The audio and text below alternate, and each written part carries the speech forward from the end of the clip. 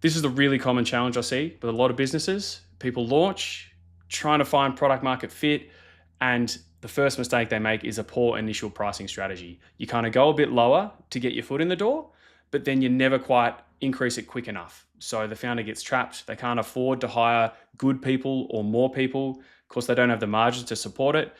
And that struggle with profitability is baked in from the poor pricing strategy that they start with. And they're always trying to kind of go from where they started, but they're starting from the wrong place. And that's often where founders get trapped in the business. They can't hire, and it leads to burnout. I've seen it firsthand. So that's just the framing of why this is so important. This is the agenda of what we're going to talk about. Why pricing is the GOAT. I want you to know your minimum baseline. We're going to talk through some strategies, so get into the weeds a little bit.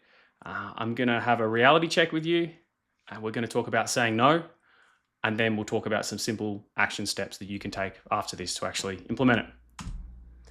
Cool. So let's talk about why pricing is the GOAT. It's the biggest lever you have in your business. Here are some of the biggest levers of profit drivers, and the math doesn't lie on this. So price is the number one, what you charge clients, and small increases equal big profit gains. Because those price increases go straight to your bottom line. Everything else stays the same on your P&L. So it immediately increases your profitability. Improving your cost to deliver also is good, like cutting down on freelancers, bringing it in-house. And you need to know this to make sure you're not losing money on jobs. That is still super critical. Volume is another way that you can increase your profit, which is just obviously sell more. But it only helps if your price and margins are solid. If you've got unprofitable jobs that you're scaling, you're going to get into more trouble. And then finally, the fourth lever is overheads. And that's obviously super important as well. But once we've trimmed it as low as we can go, that has limited impact on your profitability moving forward. Once you're in a certain benchmark, there's only so far you can go there, right? You can't cut your rent altogether. We still have some costs in the business. This is based on real numbers. This is a Power One thing that I do with people where we run through the impact of a 1% change in certain areas. We model out price increases, and it actually shows them the cash flow impact of these changes. And drum roll, price increase has the biggest. This volume one looks just as high, but it's not in reality, and especially not for a service business like agencies, because we can't just double our clients. You don't have the team to deliver on that. It's a stair-step approach. So the price increase is the number one. And these are all the things you can do to help grow your business in unison. Obviously, you guys focus on you guys are sales and marketing experts, not me. Improving client retention, finding more leads, increasing their conversion. But for me, increasing the transaction value through price increases and upsells. That's the biggest one that you have control over, that you can start actioning right now. And then obviously keeping all your cost of sales and overheads low to help you grow. Pricing is the GOAT. We all agree. First step for you to change things is to know your minimum baseline. So to know the unit economics of your business right now. So you need to change your mindset around this. Even though you're agencies, a service business is actually a product business. They are the same thing. What we're doing is buying units of other humans' time and reselling them for a markup. So we are still in the product business. It's just that time is the product for us.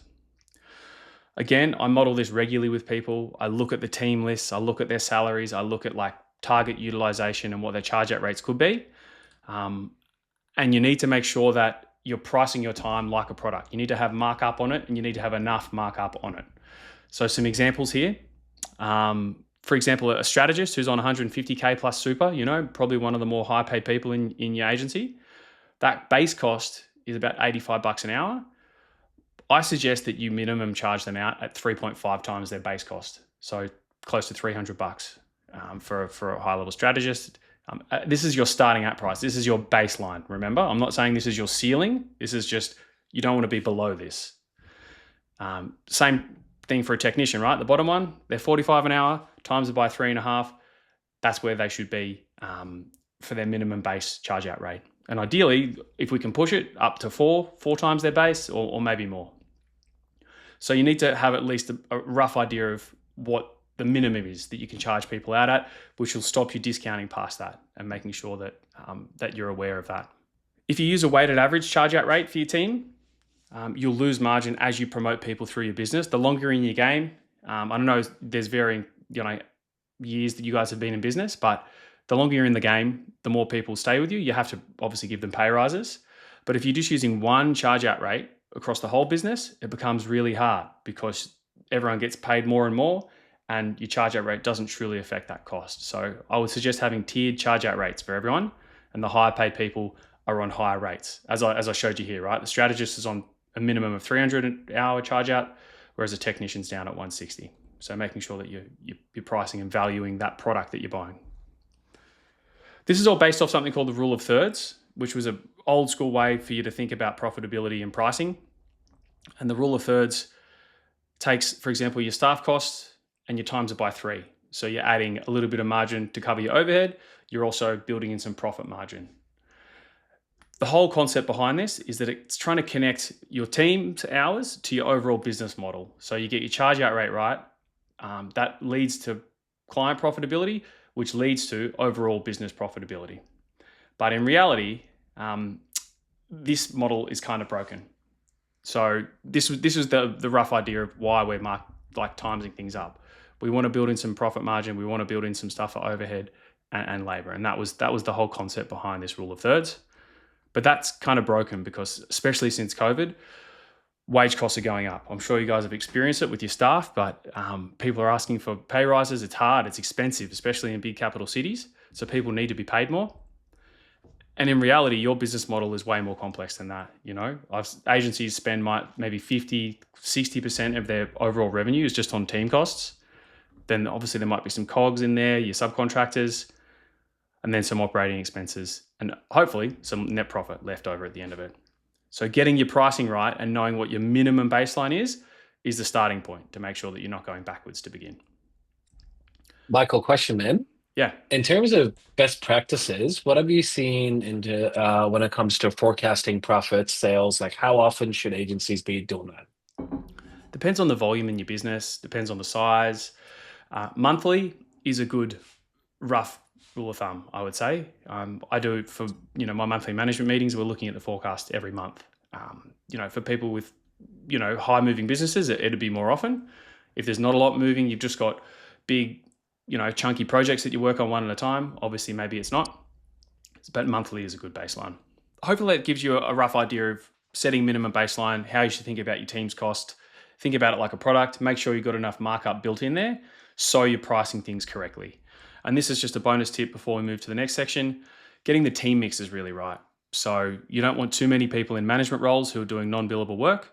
You want to make sure that majority of your team are billable staff, so client facing, and they're hopefully 75% utilized throughout the week. They're not over-servicing people, and that you've got you're bringing in enough dollars, billable work to make the whole business sustainable. Step 3, a pricing strategy. So we're going to get into the weeds a little bit here. This is probably what you came to see. Let's talk about some more actionable strategies you can think about. Here's a brutal truth with pricing. There is no magic pricing hack. I don't have some special thing that's going to help you double your business.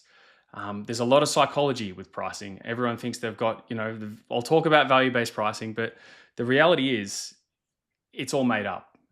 There is no hack. It's on you to sell and then deliver on that value. Running a service business is the art of expectation management.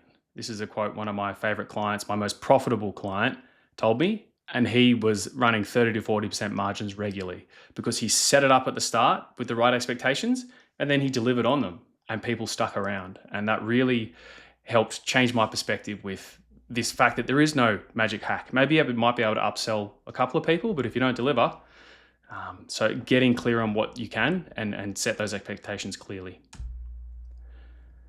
I think that imposter syndrome means a lot of founders often underprice. As I said, especially at the beginning, they'll start too low because we kind of have that imposter syndrome. So charge as high as you possibly can, fake it till you make it to a certain degree. But if your delivery does not meet expectations, people will churn and you'll get found out, right? So you're going to find where you belong in the market through your delivery. You can sell the world, but if you don't deliver on it, they're not going to stick around for a while. So start by getting awesome results, but then make sure you're charging accordingly. I think a lot of agencies get awesome results, but then don't charge accordingly. For the next one, they don't increase it enough or properly position themselves like that way. And then if you want to raise prices, do it for progressively bigger clients so you can charge more for it. A 10K a month retainer to a $10 million business is 1.2% of their revenue. 10K a month retainer to a $1 million business is 12% of their revenue. That's much more painful. That's a much harder sell. So if you're going after bigger fish, your 10K retainer doesn't hurt as much to that 10 mil business. So just ask yourself, are you fishing in the right waters? Are you dealing with the right avatar that you think has money, will pay you? I know it sounds obvious, but a lot of people spend too much time on pain in the ass clients that aren't paying them enough. Yeah, that's a really strong point. so know your worth. So get really good first. Obviously, you'll get found out if you're not good, but then move up market. And that's your quickest way to grow your biz. So here's a couple of models to think about. So the old model is input-based pricing. This is what I just spoke about with the, your team's time times 3. You pay for our time. You've got an hourly rate. You've got an estimated hours. You build up your job that way. And it's a markup on the salaries. This is easy to sell. It's the old school way of doing it, right? People have been doing this for hundreds of years. That's how lawyers still bill. But the problem is the client focuses on how long it took, not the value. You're framing it in their head as hours equals value. And it's really hard to train people out of this mindset. And some examples of cost plus models. Fixed price projects, talking about building earlier, obviously a lot of builders got stung with fixed price projects and then when inflation kicked, a lot of them went bust. But fixed price, especially for I've got clients who do websites, fixed price. So it's in the agency world, there's still that. Hourly billing, and then retainer, the classic hourly retainer, where they know set number of hours they've got per month because you've set it up that way. So that's kind of the old school way of thinking about it. And my message is, don't ignore this. Make sure that your unit economics are correct, and then you're not below this. But that's not where your ceiling is. That's your floor. The new model is value-based and outcome-based. So you pay for the result. Based on outcomes, not effort. It's tied to value, not time. Ideally, it's more scalable, more profitable, more client-aligned. And they focus on what they got, not how long it took. Some examples of new pricing models. Productized service. So this is Trimline is a productized service. It's a clear scope, repeatable deliverables, but you need tight scope management to avoid it going out of whack. So you've got to make sure you stick to that process. In the ad world, I've got people who are PPC, performance based. You can get a share if you want, if the person's open to it. Those metrics are trackable, where you can kind of have the hard data. But it needs trust, because often that data sits with one person and then it's sent to the other. Making sure that it's regularly trusted and it gets complex is what I'm saying with performance-based when you get into the weeds. Value-based, this is the one everyone loves spruiking, but the hardest to sell. So I can tell you to go value-based price tomorrow and sell things for 50K, but are you going to sell any? I don't know, we'll see. But that's big strategic problems where they can see a big leveraged outcome. And that's where selling to bigger clients becomes a lot easier, because a small change on a big zeros is going to be a big dollar amount regardless. And then licensing, IP, can you build a product within your agency? A lot of agencies have done that, but reusable frameworks, tools, dashboards. I mean, everyone is talking about AI agents now. That's what everyone's trying to build and sling. So that's some other ways, different pricing models, that it's not just cost plus baseline. So just think about how you're doing it, how you're building up your sales and quotes now. Maybe some of these ideas might, the most obvious next step for someone who's in the old school way is a productized service. Just pick your best products, develop a system around them, and build a kind of productized service to begin. I think that's the logical next step for most agencies. Built to Sell, a great book on an agency that builds and exits, they kind of do that. You follow that journey with them as they build a productized service.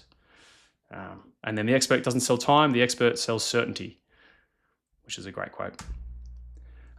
Here's a little advanced concept for you. Create a feedback loop. So Matthew, you were mentioning earlier how there's a couple of projects where you didn't stick to your process and it was a pain, like they were pulling you off your course. That's a great feedback loop for you to adjust back into the next pricing and quoting and how you approach it. So not enough agencies get their actual live data in the trenches and feed that into their next pricing quote. So once you've sold the product at your existing version, deliver it, track how long it takes, what was painful, what wasn't, and then review and adjust the next quote. Often the sales team aren't speaking enough to the delivery team, and you're not actually making a feedback loop there. You get a lot of valuable data doing that, and you'll be able to most likely increase the prices or adjust what you're delivering. So you cut out the pain in the ass jobs that people don't value and take too long. Just remove it from your next deliverable. So you can get more flexible with how you do this. Quick note on delivery models. This isn't a workshop on delivery, but pricing and delivery are connected, right? Like if you over service, pricing doesn't matter because you spent too long. So done by you, you provide the system and they execute. So that might be a template pack, audit checklist. Done with you, so that might be a collaborative delivery. I've got some agencies who second some of their experts across to their big tier one corporate for a while, and they're kind of in the trenches helping their internal team. So that's like a done with you idea. And then obviously done for you, that's kind of the default for most agencies. You're just selling, you're plugging in as a delivered end-to-end outcome. But it's not about what you sell, it's how you deliver it. Is there some things or lessons you could take from other models to help you get more leverage? So you're not just selling hours. That's really where we want to get you away from, ideally. Or if you're selling hours, we want them to be marked up ×4, ×5, and you've got enough margin. I was going to say, this is really good, this presentation. It's awesome. Cool. Anything else, Wasif, before we move on? Yeah, one more from Ed that says, why do you recommend 3.5x? So it used to be the rule of thirds ×3, but that doesn't build in enough margin for you now. So if you just mark up everyone by ×3 of their base cost, your profitability will still most likely be less than 10% overall on a business model level. So it's building in enough margin because overhead's going up. Yeah, it's just the math seems to not work when it's only ×3 now. But it should be ×4. At least ×3.5 if you can. Yeah, on there to get their charge out rate. But keep in mind, they also just need to deliver on time. I'm going to talk about it shortly, but like you can put whatever you want on the charge out rate, but if they're not delivering the set number of hours that you budgeted, that delivery rate completely changes, which is a great segue. Actually, we're about to talk about it. So just to wrap on the delivery model stuff, it's about getting more leverage. So you've got clients where you do it all for them. You might have a productized service where this is a defined process for them, a little bit systemized. You might have members in a program. Cheryl can do it. We can do it together. This is a great one. Was running for us, of course. And then you might even think about products that you can build into the market to give you even more leverage, where people can run it themselves. AI agents is obviously a clear one that a lot of agencies are playing around with now and building their own. Cool. Just some proposal strategies. Was probably has more of these than me, but a really classic one is high anchor, the gold package, silver, what they actually need in the sweet spot, and then bronze, the budget cost of scale back. So it gives people those options. So you're not just hitting them with one number. They have the illusion of choice when in fact all roads lead to the middle option. Pretty common, but just I thought I'd throw it in there. So the big picture idea with this section, premium pricing improves your cash position and your business valuation. So if you can price accordingly, deliver on time, you're going to have more margin. You're going to be a more profitable business, and those higher profits will get you a higher margin. And so if you end up wanting to exit, premium pricing is going to result to higher profit margins at the end of the year, which is going to result in a higher exit multiple. So it's all connected. Whereas if you're a low cost player, you can still do it. It just takes a hell of a lot more volume, and that has its own challenges. I'm by no means the expert. I love Two Bob's podcast. I don't know if you guys know these, but David C. Baker, Blair Ennis, they're American-based. Blair has a great book called The Win Without Pitching Manifesto, which is basically about how to pitch and how to price a little bit as well. They're connected, but these guys are I've found they're agency focused and super intelligent in this area. If you're interested, go find a couple of topics that you like and test them out. Cool, almost there, guys. Next step, have a reality check. So most agencies are charging between 150 and 250 per hour. This is from our research. That's the average charge out rate. But the kicker that we found from the big reveal that we found from our study was that 4 out of 5 people charging above 180 still reported profit below 20% margin. So although on paper their charge out rate was good, there was still something going on in their business that led to low profitability. So charge out rate's only half of it. You've got to deliver. So if you deliver double the hours than what was scoped, then your net profit's going to suffer. You bought all your team's time and you're spending way too much of it on an unprofitable client. So you need margin discipline, clear scopes and change control. I do average billable rate tracking for my clients, and then internal scope reviews every quarter to see where you're on or off track. And what I mean by average or actual billable rate, we look at the actual margin on every job, then you tally up all of the hours that you've spent on that job, and that gives you your average billable rate. So what actually happened in reality with hours, not just what we put on our pricing and quoting sheet. Like, this is looking at real data. And what you'll find is over time, certain clients are consistently a really low billable rate. Some are really good, you can do really quickly, but the goal is to get everyone up to your target billable rate. So lower is worse because you've spent more hours on it. So tracking your average or actual billable rate is a really good sense check to make sure. And you guys would have felt this with the projects that have gone over, that you made no margin on them, and that's absolutely correct. So make sure that and Michael, when you do that work, right, in terms of the average billable rate, do you also take into account, like, let's say if the team member who's been managing the project, if there's any like kind of admin hours as well, or even just, I might tell dad jokes for 2 hours a day. How do they account for internal team meetings and things like that? Yeah, for sure. So just to keep it simple, obviously we're not going deep on time tracking today. The rough rule of thumb is anything client-based goes into that bucket. Anything non-billable would be a separate bucket, and that's not put into this calculation. So this is just hours spent on the client. Yeah. And so tracking your non-billable time is still really important, but that wouldn't go into this pool of funds. So as simple as possible, it's just the hours you've spent to deliver that work. Yeah. Great, thank you. And this is a key challenge for agencies. You can see in our research, 59% was struggling with client expectations and scope creep. So obviously you want your pricing strategy to be good, but you also, just as importantly, need to be managing client expectations and keeping an eye out for scope creep, because you won't be keeping all those dollars in your bank account unless you do that. They'll be walking out the door in your team's wages, and your team will say, I'm too busy, I can't take on another client. That's because they're working double the hours on your other ones.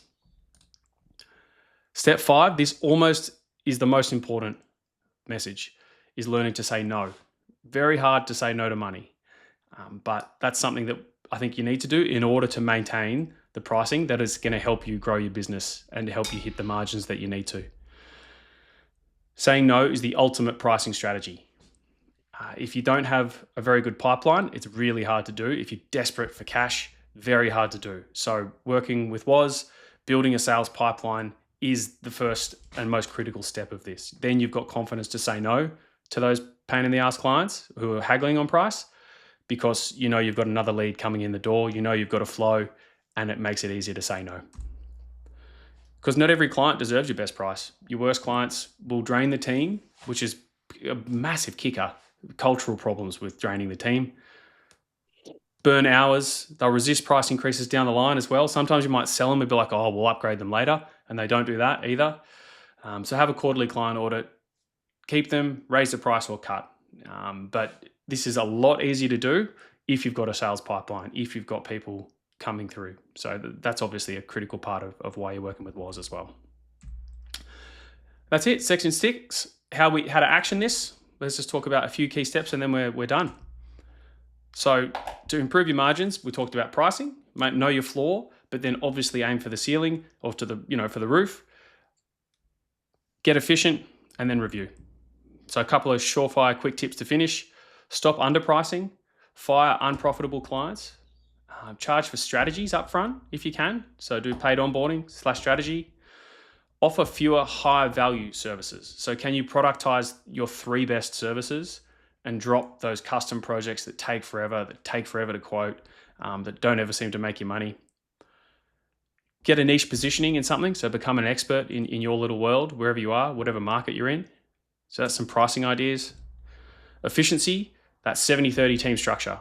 Majority of your team should be billable and doing client work. Improve underperforming staff or release them back into the market, find a better job. Obviously reviewing your cut your overheads, and then ideally focus on fewer services so you can get efficient at the ones that you do. So that's some efficiency ideas. And then regularly review it. So stop your overservicing, make sure you're upselling when the scope shifts, so knowing when to spot that, and hold regular margin meetings so the team are across it and they can kind of come to you with any challenges with holding the line to make sure you guys aren't letting it slip, because it's a monthly thing. You've got to hold the line, otherwise things will naturally build up on you.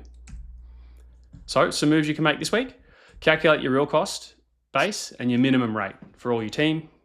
Maybe compare it to what you're pricing and quoting. You could build a 3-tier proposal at these new price points, and then have a look at your 5 least profitable clients and see if we can rescope, reprice with all this new knowledge. And if you don't know your worst clients, you're one bad month away from a crisis. So you should have a hit list of who your worst ones are. If you don't know, you really should find that out, because everyone does have them. You may not just know it. So your pricing strategy is your business strategy. High margins gives you freedom, gives you cash, gives you a high business valuation. It all starts with pricing strategy. And this is that report that I mentioned. If you wanted to go into it, it's got a bunch more graphs. It shares with agencies about like what they're planning for the year, things like that. So it's not just pricing, but it's got a few insights in there if you wanted to download it and read it. Yeah. And that's it, guys. Thanks for listening. Thanks for watching. Cheers, man. Thank you. Ed's got another question for you.